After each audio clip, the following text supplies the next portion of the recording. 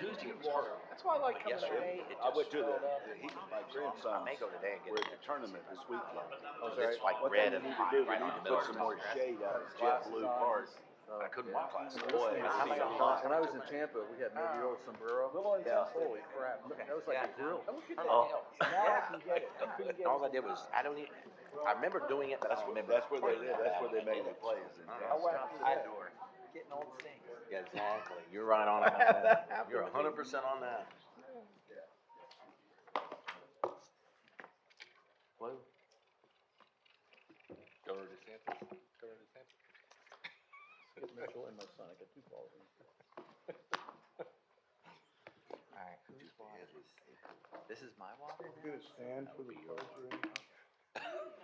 On I don't want to sit down if I'm gonna. We got another few seconds, yeah. This is an exercise program. Yeah. First thing is, make sure you've got a flag.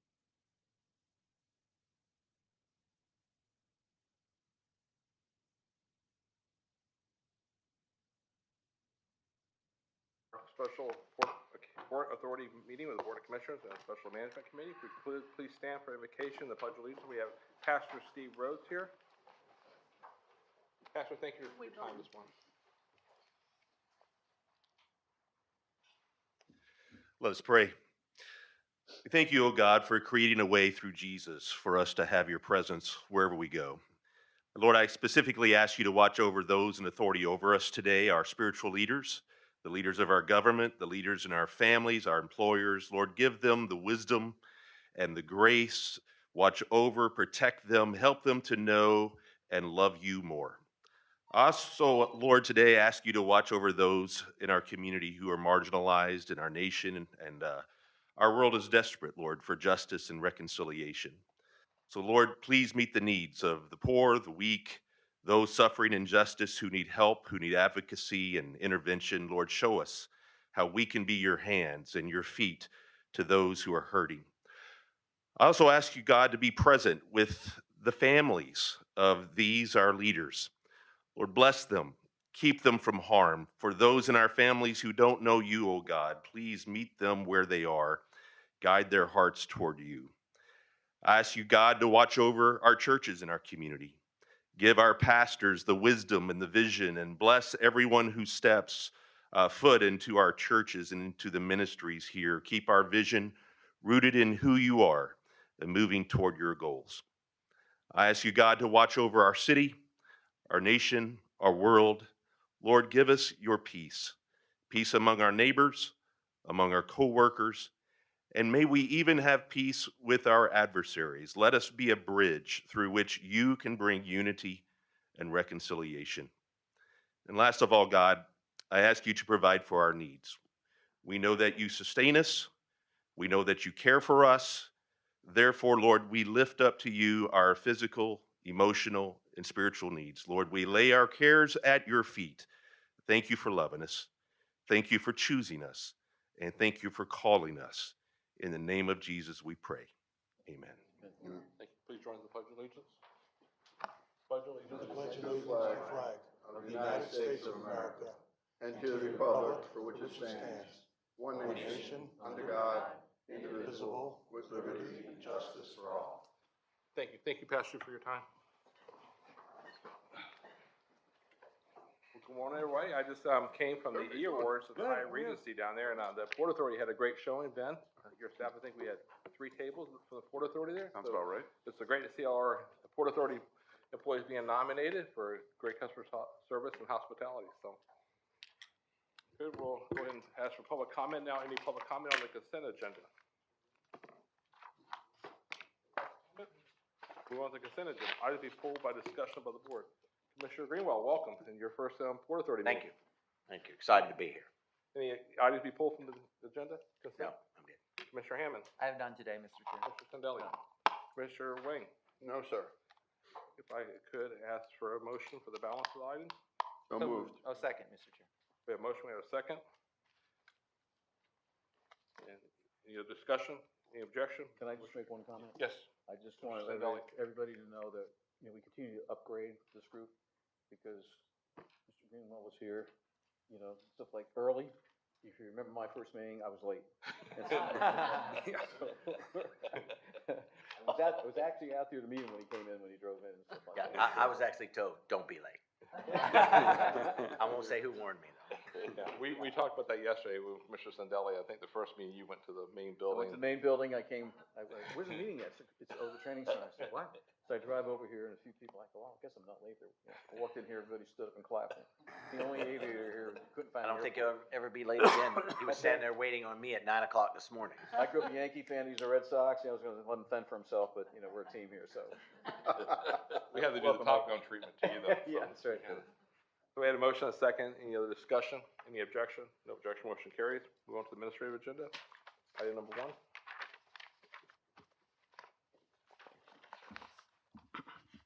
Good morning, everybody. For the record, Brian McGonigal. Number 12, we're requesting the board approve an MOA, which is a memorandum of agreement between the Lee County Port Authority and the U.S. Customs Border Protection, CBP, for reimbursement of costs related to IT equipment and for a not to exceed amount of $300,000 and an annual support of $30,000. The airport is responsible for the IT equipment in the CBP. It's not unusual for airports that have international service to pay for the equipment. We actually just upgraded their phones a few years ago. So this agreement, the CBP will install it. They'll have their installers, and we're going to confirm that the work is done, and then we're going to reimburse them.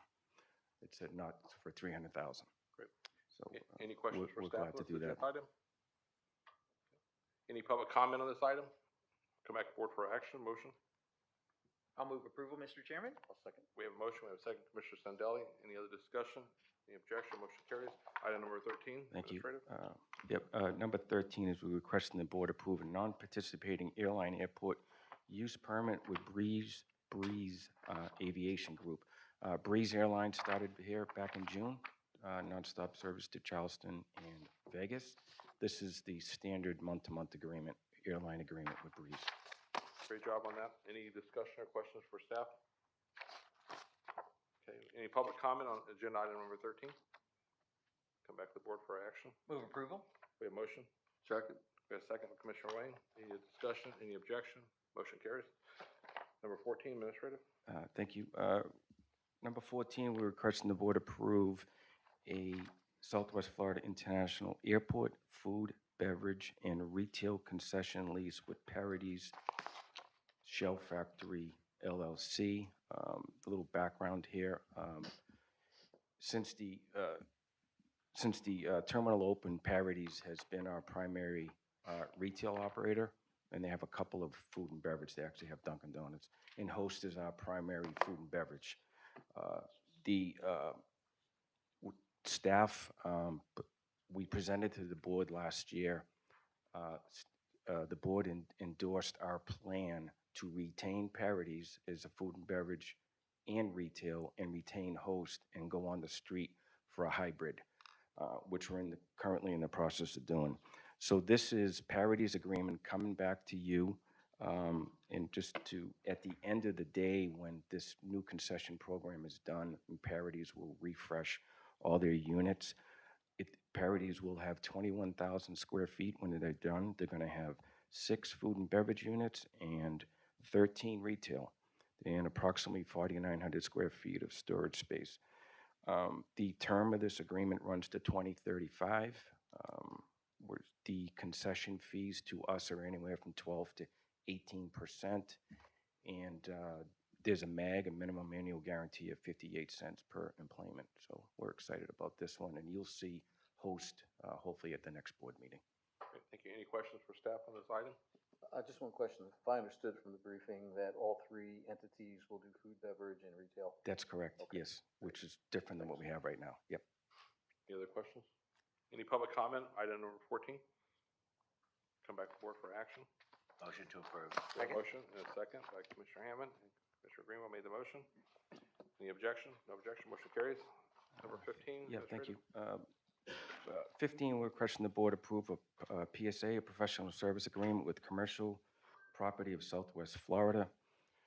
for the development of Skyplex, and a notice to proceed with 2 phases. Phase 1, a not to exceed amount of $820,000 approximately, and Phase 2, a not to exceed amount of approximately $768,000. As endorsed by the board last year, we were desired to go out on the street to have a consultant brokerage firm to help us develop Skyplex. So we went on the street for an RFP. The board, it was a competitive process. The board selected this firm. This is the PSA, Professional Service Agreement before you today. It's a 5-year agreement. And we're also asking for them to get to work on 2 phases. The first one is called the Discovery Best Practice Economic Study Phase, which will take about 26 weeks. And the second is the planning phase, which will take approximately 36 weeks.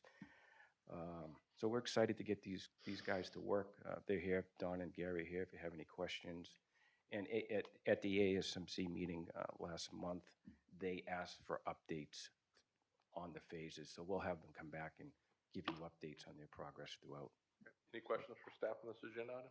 Just, Mr. Chairman, I got a chance to clarify this before the meeting, but just to kind of put it on the record too. So I see the phasing is 26 weeks for, you know, the discovery and the best practices and studying phase, and then the planning is phase 2, another 36 weeks. But if during that time, the studying and all that, great opportunity comes up, obviously, we're not going to turn that down. We're going to study and evaluate those lease opportunities as well. Absolutely. Yeah.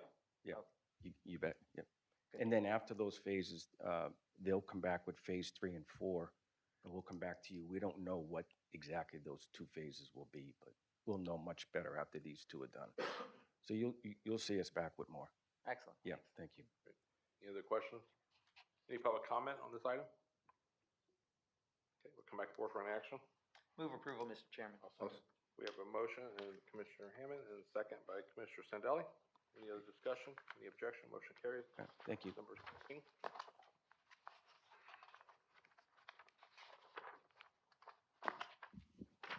Good morning. For the record, I am Stephen Hennigan with the Lee County Port Authority. Item number 16 is the request the board approve 1 2-year renewal to contract 8622 with the Palmdale Oil Company for the purchase of diesel and unleaded fuel for the Lee County Port Authority vehicles per the conditions of the original agreement. Annual expenditures under this contract are estimated to be approximately $750,000 for all Port Authority operations. But just to note, that will be subject to the fuel market price fluctuations. Any questions? Any questions from staff? Any public comment on this item? Come back to board for an action. I'll move approval, Mr. Chairman. I'll second that. Motion by Commissioner Hammond, second Commissioner Wayne. Any other discussion? Any objection? No objection. Motion carries. Item number 17. Item number 17 is request a board approval to purchase up to 13 vehicles in accordance with the FY 22-23 vehicle replacement plan at an estimated cost of a little over $1 million, and also a 15% contingency for approximately $160,000 for an estimated total cost of $1.2 million, pending the approval of the 23-24 annual budget. This item also requests the board to authorize the executive director to purchase vehicles on an as-available basis with variations in make, model, package, options, and price, all limited to the $1.2 million total cost estimate. Okay. Any questions, discussion? Any public comment on item number 17? Come back to the board for a motion or? So moved. We have a motion and we have a second. Any other discussion? Any objection? Motion carries. Number 18. Item number 18 requests board approve a service provider agreement with Comfort Product Distribution, also known as Courier Enterprise LLC, for the purchase and delivery of air filters on an as-needed basis for the term of the agreement at an estimated annual cost of $150,000. Any public comment on this item? Any questions for staff? Come back to board for an motion and action. Move approval. We have a Second. motion and a second. Commissioner Greenwell. Any objection? No objection. Motion carries. Thank you. Number 19. Morning, Mark. Good morning, Commissioners, committee members. Mark Fisher, Port Development. Administrative item 19 is a construction contract with Ajax to realign the old terminal loop at RSW on the north side of the airport. The project consists of connecting the 4-lane divided Chamberlain Parkway with a 4-lane divided Paul J. Doherty Parkway through the old terminal parking lots. The project also repaves Chamberlain Parkway out to Daniels and repaves an interior airport service road that circles the RSW runway that's used by our service vehicles. This project will support the access and marketability of Skyplex area and takes care of some needed roadway maintenance for our airport. Ajax was the low bidder for construction of the project, so staff recommends awarding a contract in the amount of $13.4 million.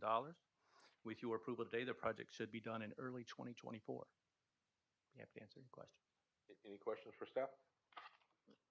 Any public comment on this item? Come back forward for discussion or motion. Mr. Chairman, I'll move approval. We have a motion? I'll second. I have a second, Commissioner Spaulding. Any objection?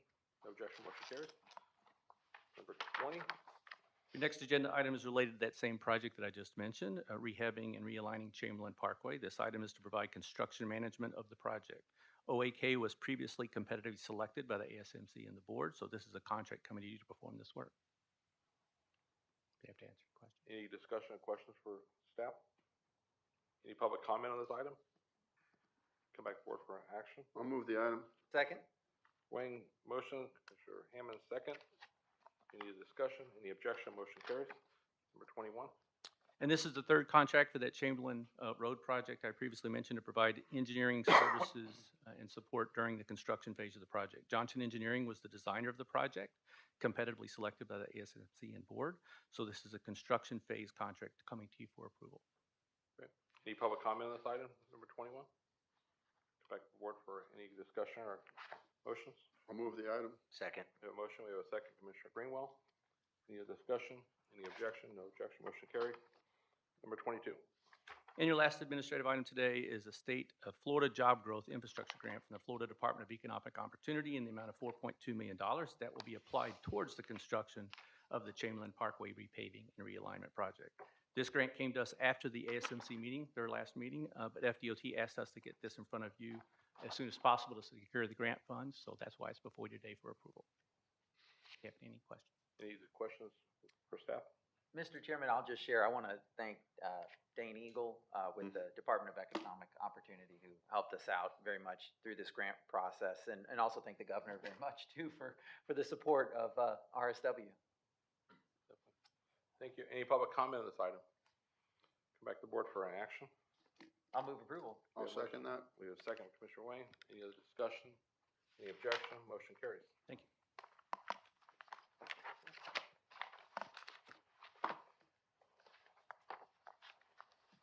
Commissioner items. Commissioner Wayne, do you have any items? Did you not?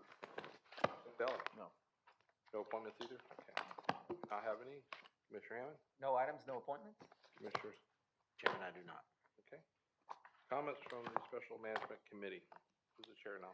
Well, John's not here today, but I don't think we have anything other than everything's going spectacular out here. I mean, I don't think we could ask for a better airport than we have. And I'm sorry we're not all here today. My fellow, have anything? Okay. Okay. Any other from the Collier side? Good? Thank you, no. Okay. Ben, I know you have some updates for us. We always have good news for us. Yes, sir. Thank you, Mr. Chair. In July, we had 671,225 passengers that traveled through RSW, which was a 17.6% reduction compared to July 2021. However, still the second best July in our history. We expected traffic to change as airlines like Southwest, Spirit, and United, who accounted for most of the loss, sharply curtailed flights due to operational and cost constraints. The good news is that compared to 2019, a normal operating month for us, traffic was up more than 17%. Load factors for July 2022 were extremely high at 87%, despite significant increases in average fares nationwide. Year-to-date, traffic is still up at 13% compared to the same period last year. Page Field ended the month with a historic 16,000 flights, which was a 58% increase compared to July of 2021 and the best month in the nearly 40 years at the airport. This significant increase is great in part to do the flight training at Page Field. Although traffic is down for the summer months, Bank of America recently just prepared an analysis and indicated that RSW was the #1 medium hub airport for passenger recovery in the United States through June of 2022. We also finished the first 7 months of 2022 as the 32nd largest airport out of the top 40 in the U.S. for TSA passenger throughput. In 2020, we secured a $50 million line of credit to cash flow construction of the terminal expansion project and other projects as needed. The credit line is a convenient financing tool for us, and which is backed by grants, passenger facility charges, and net revenues of the airport. The existing line of credit was tied to the London Interbank Offered Rate, LIBOR, for those of you that are familiar with it, which is expiring in June of 2023. The closing on the new loan, which will come to you for approval in November, at the November joint meeting, will have a 5-year term and will be tied to the Bloomberg rate that is currently 2.36%. So we'll be having to update this line of credit and bring you documents for new closing to update that line. So it's called the BSBY rate, if anybody's familiar with that, but it's a Bloomberg short-term rate that is now being used instead of LIBOR. I would also like to just give you an update. It's come up in the past, just to update you on airport grants that we've received so far this year. This year, RSW has received more than $52.5 million in grants.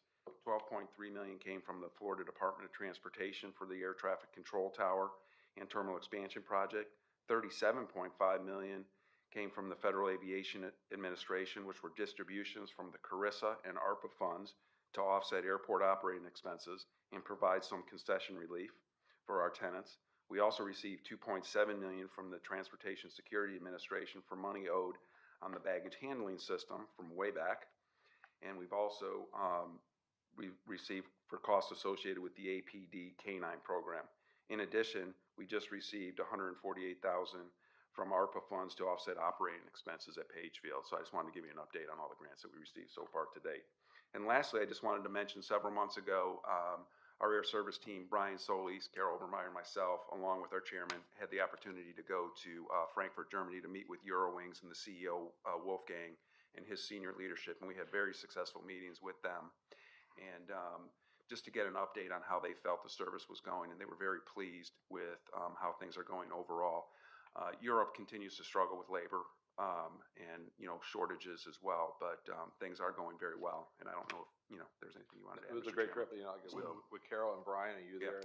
We actually Brian's at the E Awards this morning. I saw him there, but it was a great trip. It was nice to be able to meet face to face with Wolfgang and to his staff to explain to him how important it is to have direct flights here to Lee County and to get bigger planes here. And I think he's actually flying one of the new planes here either this month or next month. He's hopeful too, so, and they're planning to bring in an A350 for a couple months later this year. So it's interesting to see somebody actually being the CEO of the company. He's actually a pilot and the captain of the fleet, so it's kind of nice that he understands the way the business works inside and out. So hopefully we'll see more of that here. And him and his staff knows the area very well. They come to Lee County and Collier County a lot, private time. So hopefully we'll get more flights here, and we'll continue to push for that. So Carol, thank you for everything your team's done for that.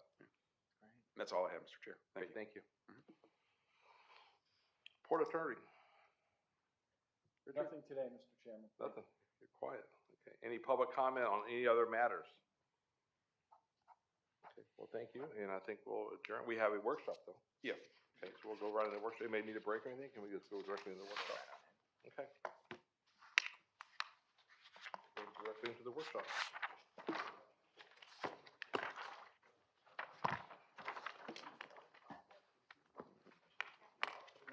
Yeah, good report. Second best July ever? Yeah.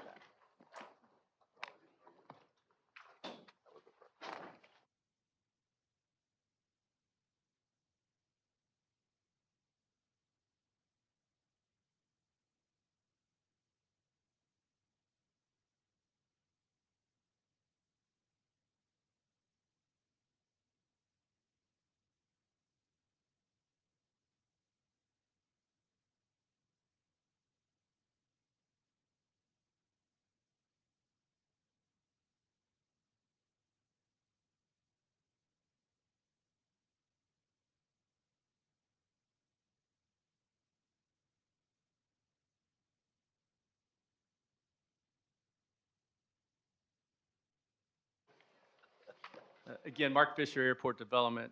Today is the third of 4 workshops planned for the RSW Airport Master Plan update currently underway. Today's focus is updating you on some previously discussed items and presenting new information related to our overall airport facility needs over the next 20 years. Again, as a reminder, this is your master plan consultant team, a lot of consultant experience that collectively have completed more than 50 airport master plan studies at airports across the U.S. So with that quick intro, I'll turn it over to Mike Arnold with ESA to give you the update.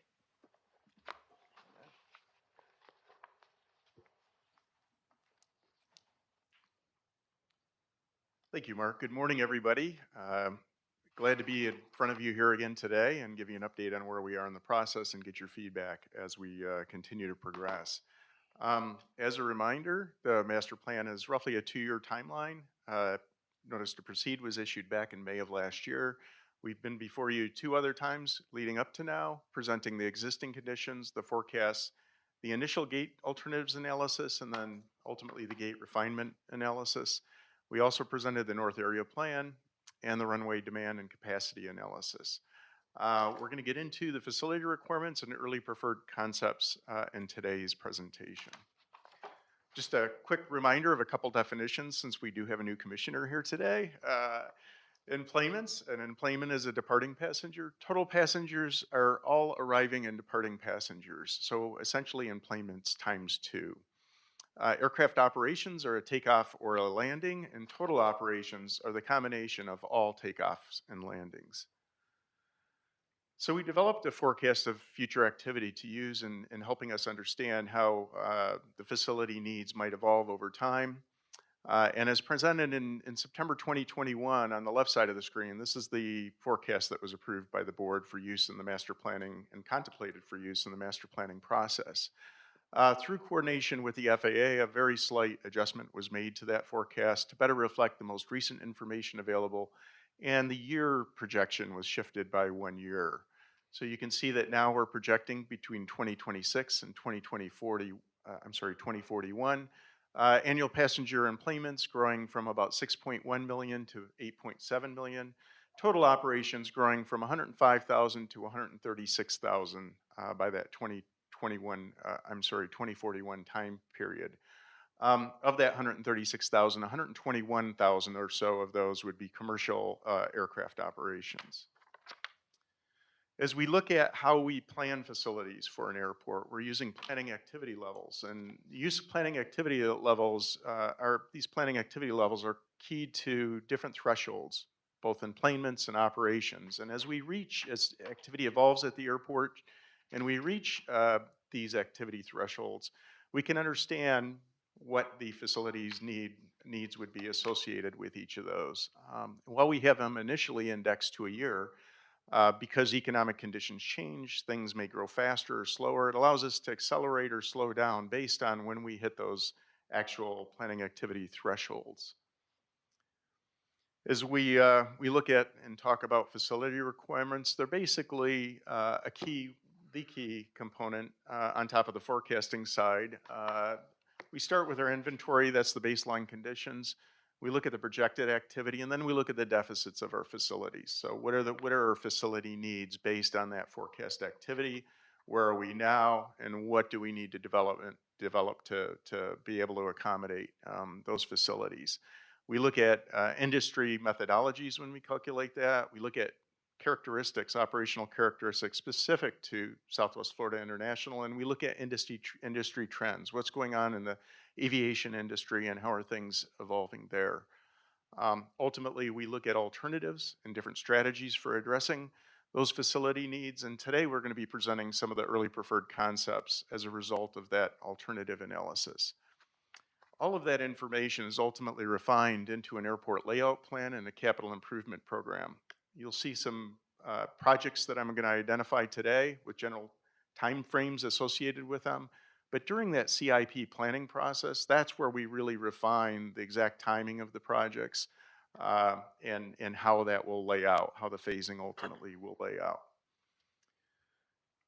So later in the presentation, you'll see a few tables that outline different facility needs. These facility needs are keyed to the planning activity levels. And across the top, you'll see what the existing capability of that particular facility component is. This is a generic table. just referring to 500 units of something that exists. And as we move forward into the future, we identify shortfalls in facility needs in red text and surpluses in green. Now, one of the things we want to make sure we do is, because airport projects take a fair amount of time to implement, we want to make sure that we're identifying projects in fairly large chunks, things so that they're more cost effective in how we implement them, and that we have less time, less impact time, where you have facilities that are constantly or currently, continually, I should say, under construction. So we call that common sense planning, just making sure that we're not trying to chase every single little shortfall, but making sure that we do that in a very deliberate and thoughtful way. Again, I mentioned 5 years from the time from project initiation to completion. This is another reason why it's really important that we think very deliberately about how we implement projects.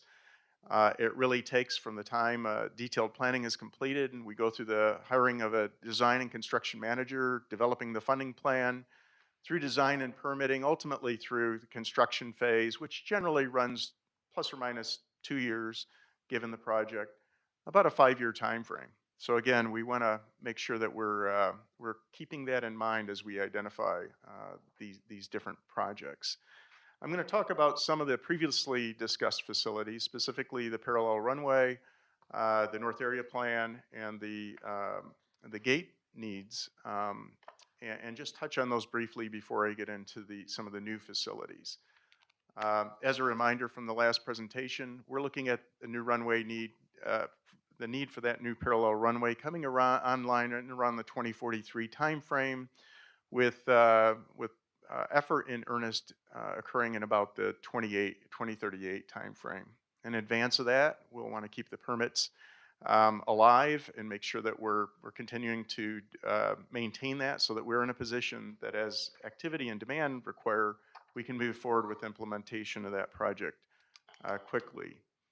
And there's been extensive planning for this runway leading up to today, and we reviewed as part of the master planning effort the parallel runway configuration, the length, the layout, the spacing, and reconfirm that as part of this process. The current 9,100-foot south parallel runway essentially would meet 95% of all the aircraft performance requirements for the aircraft operating out of this airport projected through the end of the planning period.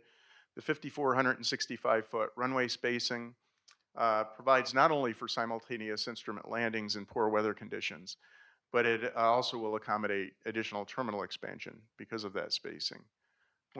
Yes? Are you saying, do we have the permits now for the parallel runway? We do have permits in place. They're not the final construction permits, but we have all the permits for everything else that would be needed. Yeah, there's a lot of homework that's been done. And I don't know if someone else can speak more to some of the specifics of the permits, but I believe we're in, yeah.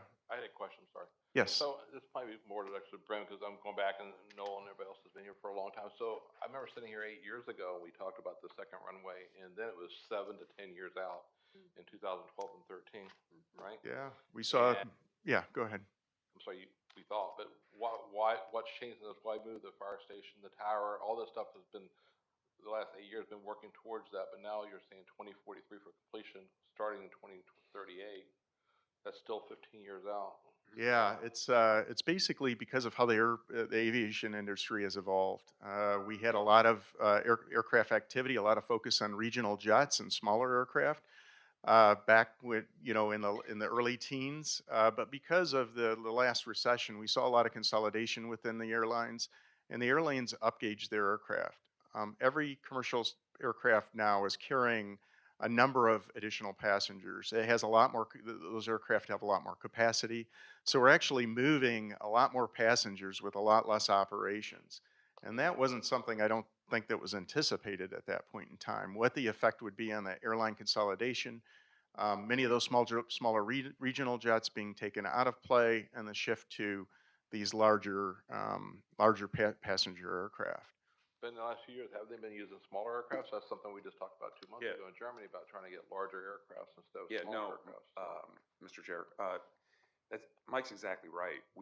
Our operations have not been increasing, the number of passengers coming here have. So when we look at our forecast with the FAA and our projections going forward, they look at the capacity of the runway and the capacity and the utilization of our existing runway. It's actually, we're using less of it today than we were several years ago because we have less operations. How about So with that's expansion, shifted. we add more gates, is it gonna increase the use of the, That takes in, these projections takes in that takes into consideration? consideration all of that. Yes, sir. And one of the things we'll want to look at and keep in mind is those planning activity levels. If activity does advance quicker than what's projected, there may be a need to bring that runway online sooner. But based on what we know now, with those forecasts, that's essentially how things lay out. And I saw that. That was the reason for my question about whether or not we had permits in place. Got it. So we need the construction permits. Army Corps, are they in place? Okay. Yes. So just the basic construction permits. Thank you. And Noah has a question, but as Yeah. far as permits, is there expiration dates on those based upon mitigation, the water management? I don't Army know if Corps'? Mark can speak more directly to that. Again, Mark Fisher, yes, sir. There are expirations, and that's what that gray line was at the beginning of the 5-year chart, was we'll have to keep them alive in different modes and methods, and have ongoing dialogue with them already about that. Okay, thank you. Noel? Okay, how do we factor in, we have one runway, if we have a sinkhole or some other occurrence happens and shut down it costs us millions of dollars in revenue. How do we factor that into our long-term plans to get another runway?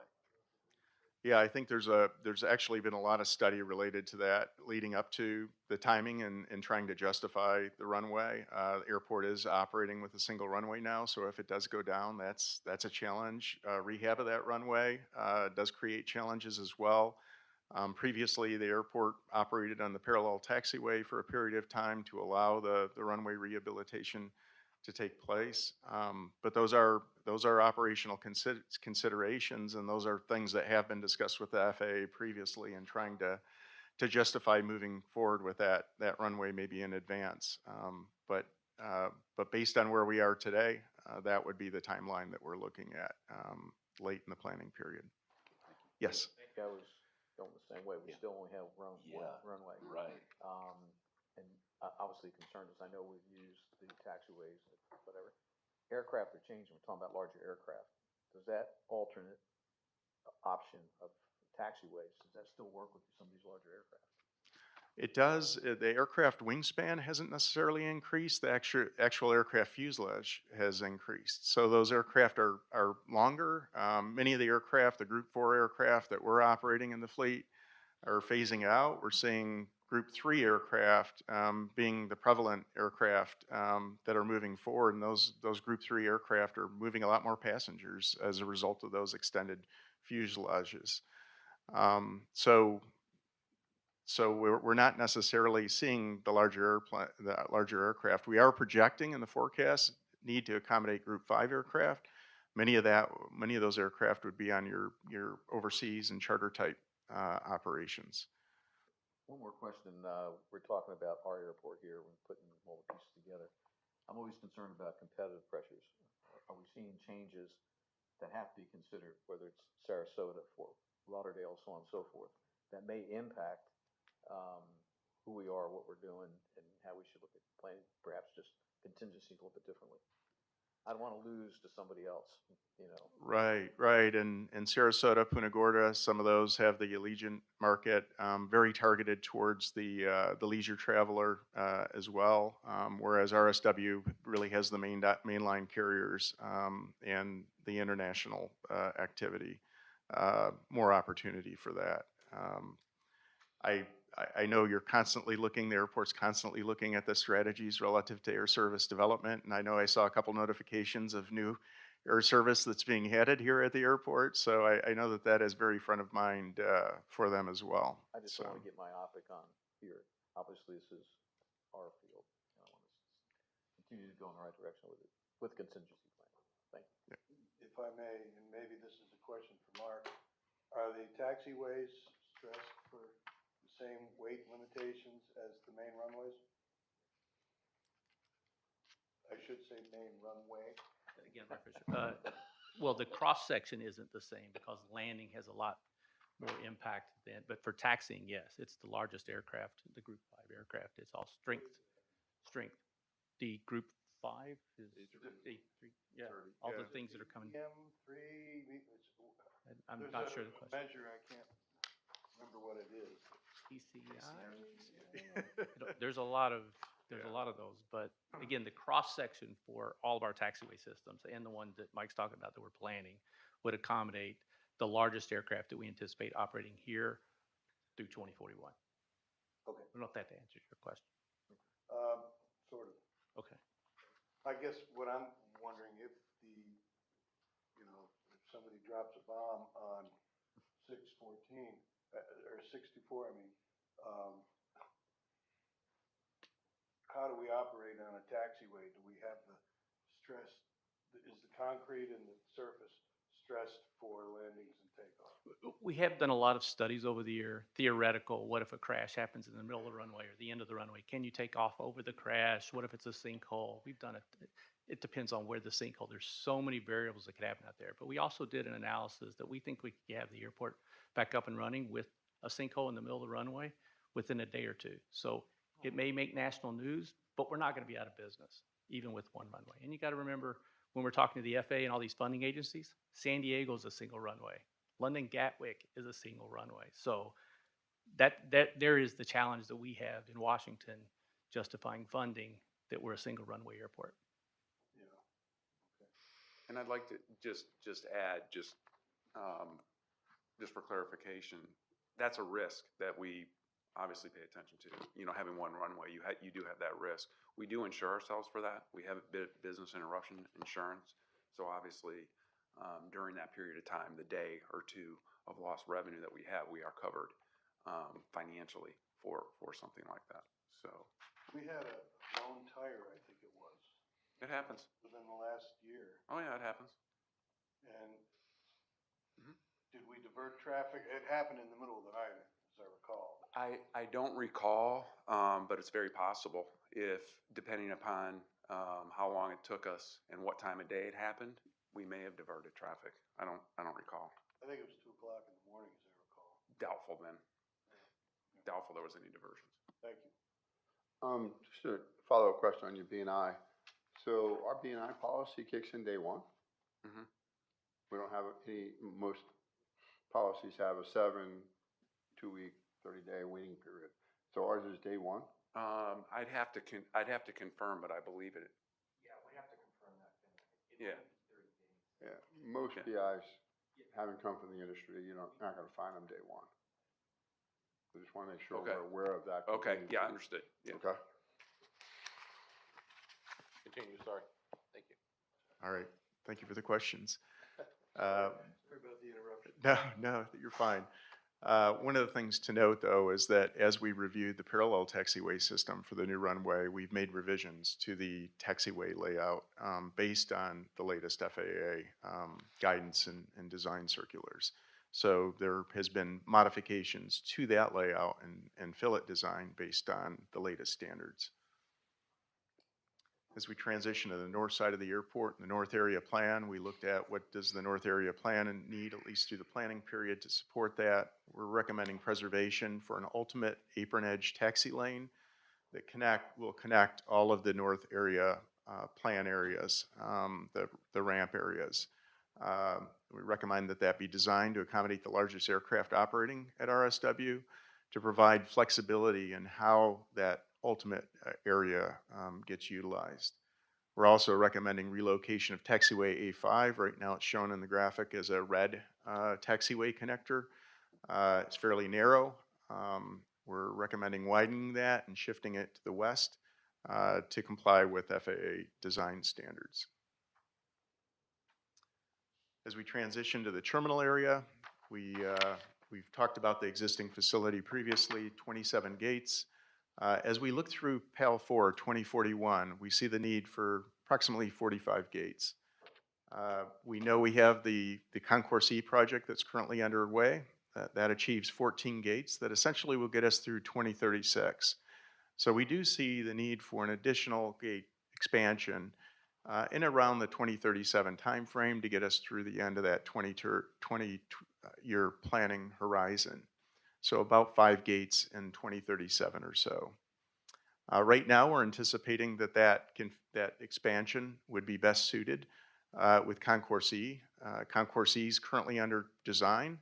By understanding that we're going to have this need, they can design the capabilities to easily expand that facility right now as part of the current design so that it minimizes operational impacts as we bring those additional 5 gates online in the future. But I do want to note there's a lot of other options as we move down the road that provide opportunity for gate expansion ultimately. And that's Concourse A, partial or full expansion of that concourse. And then we have the head houses on Concourse B, C, and D that all could be expanded to accommodate a variety of different operational evolution here at the airport. As we look at the additional facility requirements, these are facility requirements for things that you haven't seen yet. One of the key items is rental cars. So we know with the increase in passengers we're projecting, they drive a lot of rental car demand. And so as we look at the different facilities, and just a reminder again, across the top is what we currently have. The demand is what we need, and the capacity is what that, if it's in red, it's a deficit. If it's in green, it's a surplus.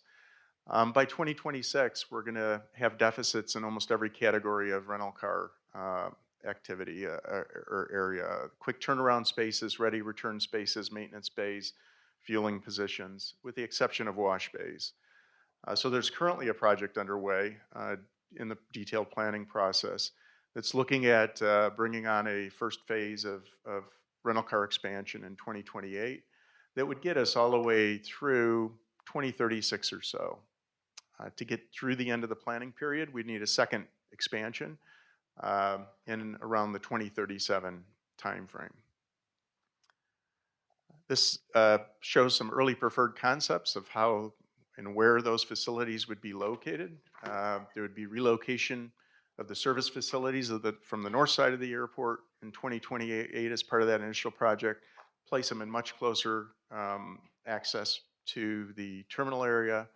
We're looking at expansion of the second level garage, expansion of the customer service building, expansion of fuel pumps and bays, and expansion of the quick return area and parking. 2037, we'd be looking at expansion of the garage and quick turn area as well. There's a lot of interplay between rental cars and parking, both short-term and long-term. So that's one of the things that's going to have to be refined and further detailed out as we get into the final development of the capital program. Yeah, Mike, just want to add something, Mr. Chair, if I may. Yeah, just to add a little bit of information regarding this particular project. So we're actually meeting with the rental cars next week to discuss this project a little more, and then our planning, I'm hoping in the very near future to have a workshop with the board to discuss this project in a little more detail, because one of the things that we need to discuss is the funding plan for this project and what opportunities they are. So we're hopeful that after we've had our discussions with the rental cars and gotten the scope of this project settled with them, that we will be able to have a very constructive workshop with the board to discuss this in more detail. But a very important project, and Mike's exactly right. This project will deal with a balance of parking and rental car needs. We're looking to address both with this project. So I just wanted to make sure you knew that. Thank you. As we look at the parking itself, short and long-term parking, we know we have extreme peaking characteristics here at the airport, most extreme seasonal peaking characteristics in the country. We also have extreme holiday peaking characteristics here at the airport. So two things that create particular challenges that we have to consider and accommodate. So the 2028 new garage level 4 in long-term lot 1, it's been indicated that 28 timeframe jives with the rental car facility timeframe. And then we project 2 additional projects, one in 2035 and one in 2040 with additional expansions. What that might look like is 3,000 new long-term spaces immediately west of the terminal area, as well as additional garage parking spaces in the 2028 timeframe. 2035, potentially a new long-term lot somewhere along maybe the entrance road to the south of the terminal area. And then ultimately a number of additional short-term garage spaces in around the 2040 timeframe. Cell phone lot. We also know that that's one of the particular challenges, and cell phone lots are important to keep airport roadways from clogging up and make sure that the capacity of the airport roadway network stays where we need it. We currently have about 165 spots. We're projecting that there will be a shortfall by 2026. And so we're projecting a 300 space new cell lot to replace the existing, which should get us through the end of the planning period, 2041. So that cell lot would be located along the entrance road, south of the terminal area. We're also recommending that the existing cell phone lot remain operational during peak season, just to be able to have that added flexibility. Looking at employee parking needs, as the passenger demand grows, the facilities grow, the additional airline employees grow, concessions, we're going to need additional ability to accommodate their parking. Right now, current parking area can get us through about 2026 or so, but we're going to need to bring a new expansion online right now, programmed for 2030 with about 420 new spaces, which gets us through the 2041 planning period. That would be located immediately south of the existing employee lot to try to maximize the use of the shuttles and everything else, that the networks that are already set up to support that activity. As we look at roadways, the roadways themselves, we're not projecting any capacity deficiencies. However, to make sure that the roadways operate the way that we need them to operate, there will have to be ongoing studies looking at signalization, the length of the turn lanes, both for left turns, right turns, to make sure that activity is not creating backups on the roadway segments, and that those roads continue to be able to support the capacity loads that they should be able to support, given the number of lanes that are provided associated with those. Finally, support facilities. We have plans for a consolidated maintenance facility on the northwest side of the airport. North Fire Station supports Skyplex, but it can also serve as a backup and supplement to the existing aircraft rescue firefighting facility, assist in that response. Fuel farm expansion to grow to align with the growing demand by the airlines. Terminal building support in near proximity to the terminal area itself to allow us to be able to do maintenance activities and things that are needed fairly quickly when they are needed and have that near proximity. And then finally, a public safety building. As the passengers grow at the airport, we're going to have additional need for public safety and police. And this will provide a dedicated facility to be able to accommodate the police needs over the planning period. As a reminder, to your action plan, the next step is to come back in early next year with the draft capital improvement program, environmental overview, the airport layout plan itself, showing more detailed, more refined concepts of how these facilities would be accommodated, and ultimately the draft master plan document itself. There will also be, as there has been with the previous 3 rounds of these presentations, opportunity for stakeholder and public comment, with the goal of submitting the master plan to the FAA and FDOT for approval in July of next year. We have conducted public outreach activities this round, and we have a number of materials that have been posted online. There's also legal notices that have been run in the newspaper advertisements, Lee, Collier, and County, in Charlotte counties. We've tracked the hits on the project website, roughly 256 views of the master plan presentation, this 3rd round presentation, and about 8,000 total social media impressions. So pretty good opportunity to touch an awful lot of people. I'm saying 8,000, that looks actually more like 9,000. So quite a few opportunities to get the information out to the public. We received 2 comments, so not a lot of comments, but we did receive 2.